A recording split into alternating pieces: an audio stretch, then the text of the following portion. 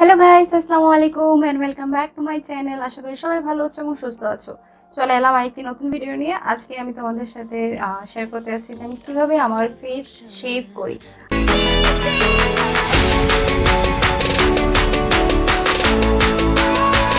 So shave করার জন্য আমি সেম হচ্ছে রেজার ইউজ করি, যেটা দিয়ে আমি আমার আইব্রোস করি।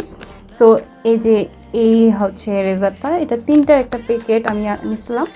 তো তোমরা এটা নিতে পারো, 90 টাকা দিয়ে আমি নিয়েছিলাম দারাজ থেকে, লিঙ্ক ডেসক্রিপশনে দিয়ে দেবো। তো মেইনলি সবার আগে যেটা করতে হবে, আমাদেরকে রেজারটাকে স্যানিটাইজ করে নিতে হবে, ভালোভাবে ক্লিন করে নিতে হবে। আদারওয়াইজ দেখা যাবে যে আমাদের ফেসে র্যাশেস আসতে পারে। আরেকটা বিষয় হচ্ছে যে ফেসটাকে ভালোভাবে ময়শ্চারাইজ করে নিতে হবে এবং ফেসে কোনো ধরনের মেকআপ, কোনো ধরনের ডার্টস যেন না থাকে। ফেস যেন খুবই ভালোভাবে আমরা ক্লিন করে নিই, ওয়াশ করে নিই। সো আমি আমার ফেসটা ভালোভাবে ফেস ওয়াশ দিয়ে ওয়াশ করে নিচ্ছি, ক্লিন করে নিছি। এখন আমি আমার ফেসে ফেস সিরাম অ্যাপ্লাই করব এবং একটু একটু করে ফেস সিরাম অ্যাপ্লাই করব। লাইক আমি যদি এই পোর্শনটা শেভ করতেছি, তো এই পোর্শনে আগে আমি ফেস সিরাম অ্যাপ্লাই করে ক্লিন করে নেব। দেন এই পাশে অ্যাট এ টাইম যদি ফুল ফেসে সিরামটা লাগাই দিই, তাহলে দেখা যাবে যে স্কিন অ্যাবজর্ব করে নেবে এবং আমরা শেভ করতে করতেও এটা ড্রাই হয়ে যাবে। তখন কিন্তু আমাদের স্কিন কেটে যাওয়ার সম্ভাবনা থাকে।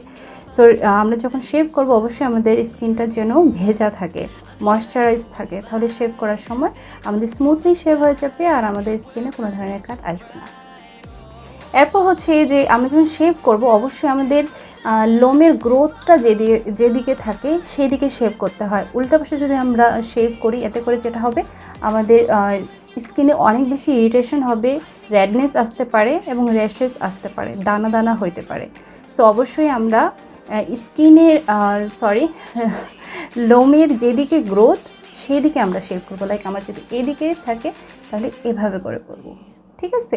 আমি অনেকদিন থেকে আমার ফেস শেভ করি, যদিও আমার ফেসে হেয়ার অনেক কম, খুবই thin hair, but still shave করলে যে বেনিফিটসগুলো আমরা পাই, লাইক যখন আমরা এই হেয়ারগুলো রিমুভ হয়ে যায়, আমাদের স্কিন অনেক স্মুথ হয়ে যায়, ডেড সেলসগুলো রিমুভ হয়ে যায়, আমাদের স্কিনটা এক্সফোলিয়েট হয় এবং আমরা যখন মেকআপ করি ফাউন্ডেশনটা খুব স্মুথলি বসে যায় এবং দেখতে ভালো লাগে এবং আমাদের স্কিনটা ব্রাইট হয়।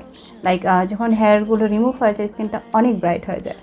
এখন অনেকের কোয়েশ্চেন থাকে যে হেয়ার মানে ঠিক হয়ে যাবে নাকি বা গ্রোথ বেশি হবে নাকি শেভ করার কারণে। কারণ আমাদের মধ্যে একটা চিন্তা ধারণা আছে যে আমরা যখন শেভ করি আমাদের হেয়ার গ্রোথ বেড়ে যায় বা আমাদের ঠিক হয়ে যায় হেয়ার, বাট এটা কিন্তু একটা ভুল ধারণা। শেভ করলে কখনো আমাদের হেয়ার গ্রোথ বেশি হয় না, আর না ঠিক হয়। আমি অনেক বছর ধরে হচ্ছে শেভ করি, স্পেশালি আমি আমার হাত তো সবসময় শেভ করি।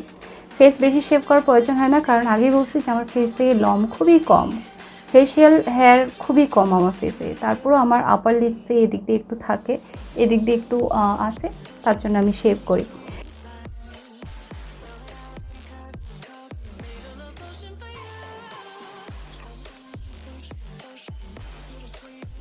সো আমরা শেভ করার পর যেটা করব সেটা হচ্ছে ফেস সিরাম কিংবা ফেস ময়শ্চারাইজার অ্যাপ্লাই করব, then you are done. So shave করার পর আমাদের স্কিনটা অনেক বেশি সেন্সিটিভ হয়ে যায়। সো আমরা শেভ করার পর কয়েকটা জিনিস করবো না, সেটা হচ্ছে আমরা কোনো ধরনের মাস্ক, ফেস মাস্ক অ্যাপ্লাই করব না, এক্সফোলিয়েট করব না, বেশি রাব করব না। জাস্ট স্মুথলি আমরা ফেস সিরাম কিংবা ময়শ্চারাইজার অ্যাপ্লাই করে দেব।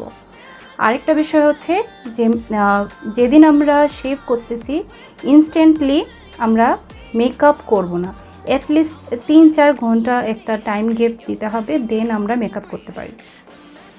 ওকে, সো আমার ফুল ফেস হচ্ছে শেভ করা হয়ে গেছে। এখন আমি আমার মুখটা ধুয়ে আসি। মুখটা ধুয়ে আসার পরে আমি আমার ফেসে শীট মাস্ক অ্যাপ্লাই করব। সো সবার আগে আমি আমার মুখটা আগে ধুয়ে আসি ভালোভাবে।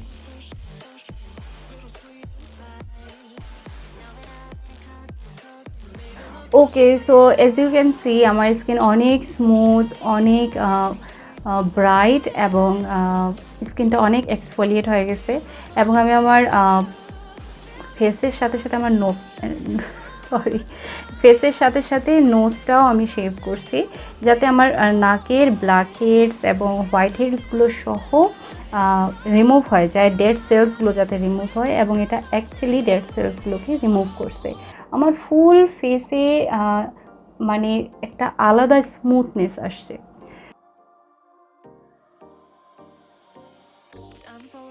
সো এভাবে করে আমরা ফেস সিরাম অ্যাপ্লাই করে হচ্ছে রেখে দেবো, আর কিছু করতে হবে না। আর যেগুলো বললাম সেগুলো তোমরা ফলো করবা, আশা করি তোমরা একটা ভালো রেজাল্ট পাবা।